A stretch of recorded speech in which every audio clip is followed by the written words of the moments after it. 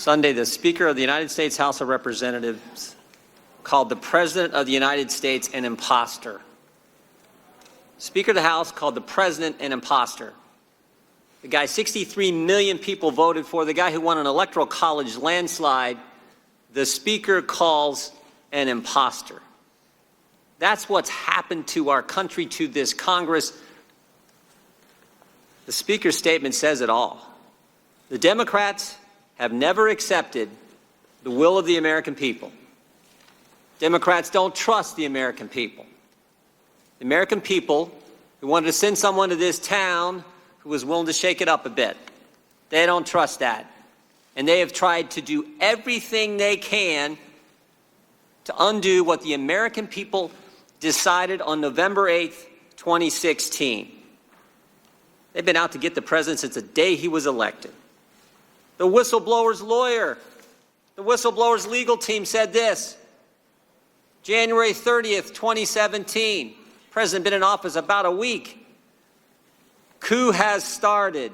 First of many steps. Next sentence, impeachment will follow ultimately. I guess we're in the final step. Started 3.5 years ago. Congressman Tlaib started this Congress.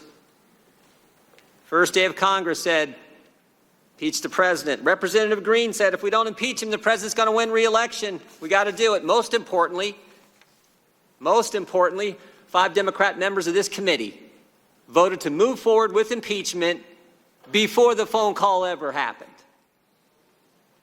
The truth is, the attacks actually started before the inauguration, even before the election. The ranking member talked about this in his opening statement. July 2016, FBI opens an investigation, so-called Trump-Russia coordination, collusion, which was never there. Opened an investigation, spied on 2 American citizens associated with the presidential campaign. My guess is that's probably never happened in American history, but they did it.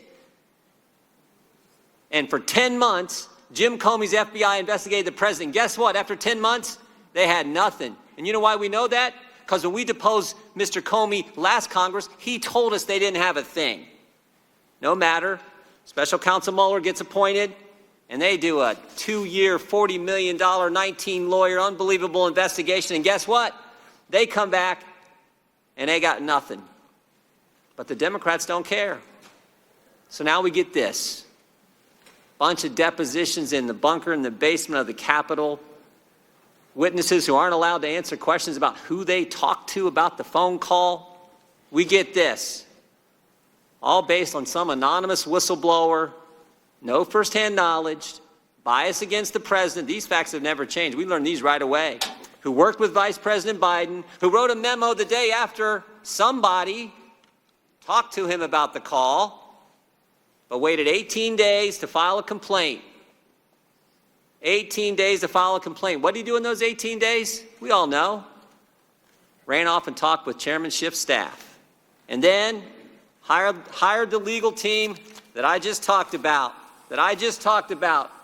One of the steps in the whole impeachment coup, as his legal team has said. This is scary what these guys are putting our country through. It is sad, it is scary, it is wrong. And the good news is the American people see through it all. They know the facts are on the president's side. As Representative Stefanik said, 4 facts will never change. We got the transcript, which they never thought the president would release. Shows no coordination, no conditionality, no linkage. We got the 2 guys on the call, President Trump, President Zelensky, who have said, nothing wrong, no pressure, no pushing here. We got the fact the Ukrainians didn't even know aid was held up at the time of the call. And most importantly, we have yet to have one witness tell us that any evidence from anyone that President Zelensky did anything on investigations to get the aid released. Those facts will never change. The facts are on the president's side. The process is certainly not. It has been the most unfair process we have ever seen, and the American people understand it. Those 63 million Americans, they understand it, and frankly, I think a lot of others do as well.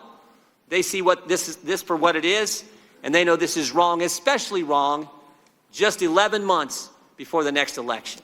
I yield back. Mr. Welch. Thank you. What this hearing is about, I think, was best stated by Colonel Vindman